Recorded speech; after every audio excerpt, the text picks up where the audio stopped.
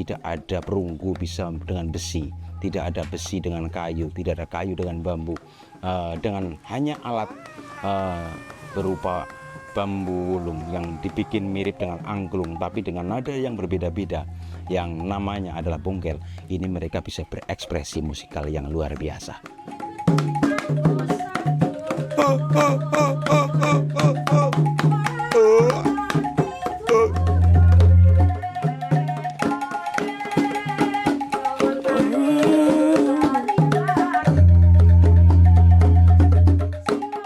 Alunan musik lembut samar terdengar dari antara rerindang pepohonan di sebuah desa di pinggiran kota Banyumas, Jawa Tengah. Suaranya semakin jelas dan tegas mendekati sebuah rumah sederhana, beratap genteng usang, berdinding papan, dan dengan kisi-kisi barisan bilah bambu. Di dalam rumah sederhana itu, duduk seorang lelaki sepuh dengan wajah memancarkan kesahajaan dan keramahan. Sebatang rokok dikepit jarinya yang sesekali dihisap dan mengebulkan asap tebal. Inilah Mbah Tarmiaji, maestro musik bongkel dari desa Gerduren, Kecamatan Purwojati, Kabupaten Banyumas, Jawa Tengah.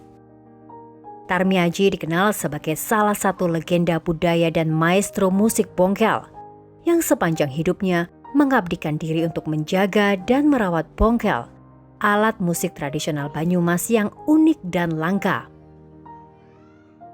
Rumahnya yang sangat sederhana di desa Gerduren tak ubahnya museum tua dan antik. Pada dinding kayu rumah bergelantungan sederet rangkaian musik bongkel yang sudah tampak usang. Walau tampak termakan usia, semua peralatan musik itu dirawat dengan baik.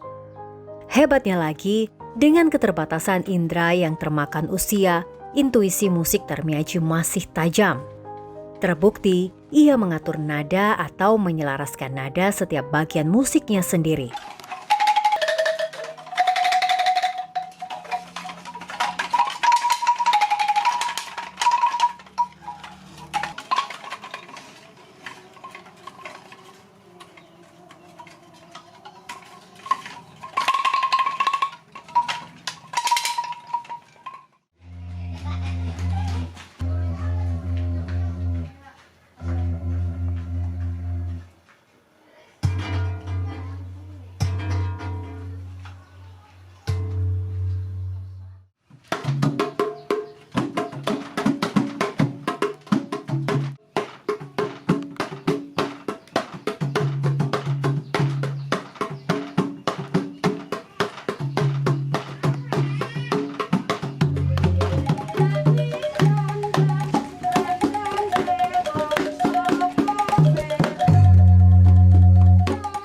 Tarmiaji merawat musik bongkel hingga memasuki usia 90 tahun.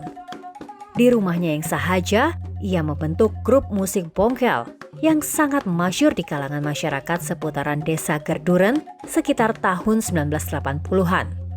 Hingga memasuki usia senja, rumah Tarmiaji menjadi semacam sanggar bongkel, tempat ia berlatih bersama grup musik bongkel yang ia bangun bersama beberapa rekannya.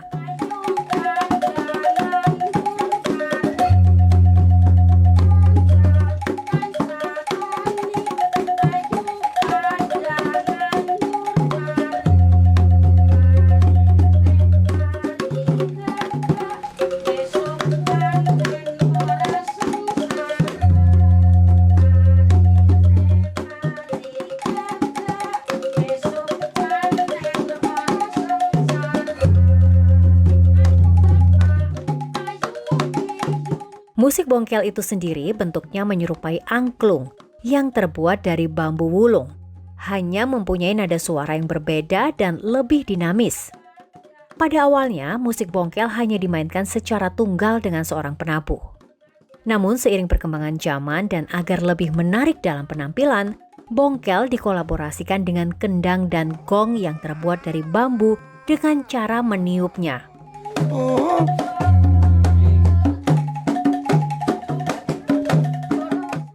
Selain itu, pada saat tampil ditambahkan seorang penyanyi, sehingga pentas bongkel pun makin sempurna.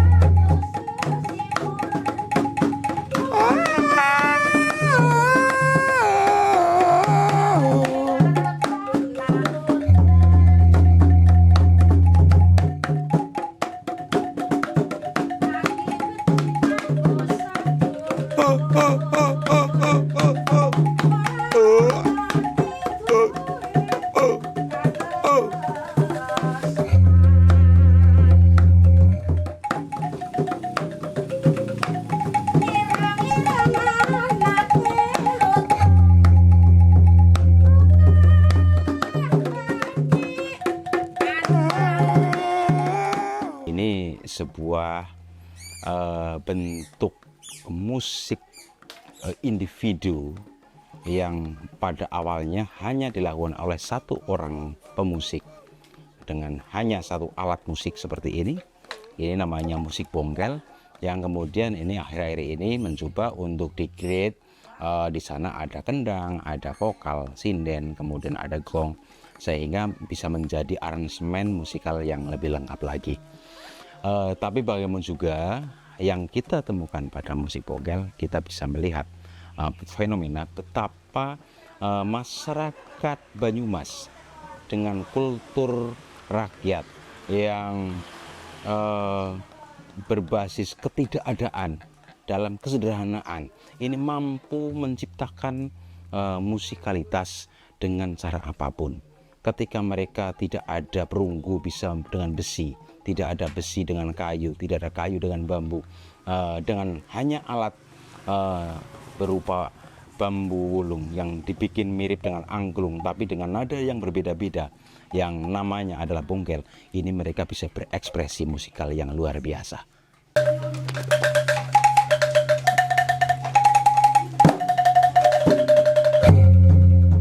Lahir dari situasi serba terbatas, bongkel menjadi kreasi orisinal seorang petani pada ratusan tahun silam.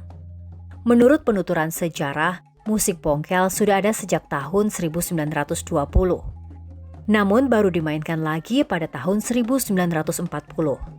Tarmiaji lah yang menghidupkannya kembali pada masa itu, sekaligus mentahbiskan nama alat musik luar biasa ini dengan nama bongkel.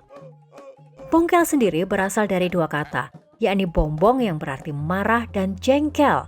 Jadi bongkel adalah akronim dari kata bombong dan jengkel. Tarmiaji pun menyampaikan cerita di balik nama bongkel. Pada suatu ketika ia sedang menjaga kebun jagung milik orang tuanya. Pada tengah malam, seekor babi hutan muncul dan memakan tanaman di dalam kebunnya. Tarmiaji pun menghalau namun tak berhasil. Tarmiaji pun marah dan jengkel, lalu mengambil alat musik di dalam rumah dan membunyikannya. Siapa sangka suara alat musik itu membuat babi hutan ketakutan dan kabur. Aku duwe bapak biung, yang gue pada tuku gubuk, gubukan, Ya. yang tanah kebonan, tanahnya jadi grogol, rapet, bahasa gue terus bapaknya inyong pada kada. Jam 10 tek tiniki aman, ora depangan celeng. Jam 1 tiniki aman, jam 3 entong. Mlebu mari pegubukan, aku terus kayak kie. Aku jengkel pikirannya nesu. Soalnya kacang jagung arep nggo gawe bongkel, cegah jagung bongkel, entong depangan celeng. Aku gawe kayak kie urung ngerti arane.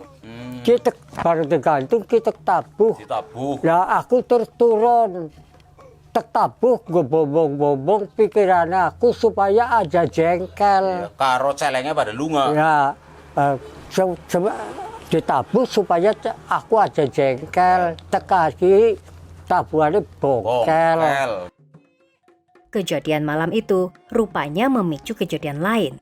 Istri Tarmiaji yang mendengar sang suami memainkan musik dari bambu merasa tertarik dan menawarkan diri untuk menyanyi, diiringi musik yang pada malam itu diberi nama bongkel. Dia bojone inyong kowe maring inyong nyambate kaki. Nyong tek nembangi ki ya apa kok teyeng. Tembangane kepriwe? Ya kok kayak kiye aku teyeng iki. Rabi randa. Jajan ditabuh kayak ngapa? Rabi randa.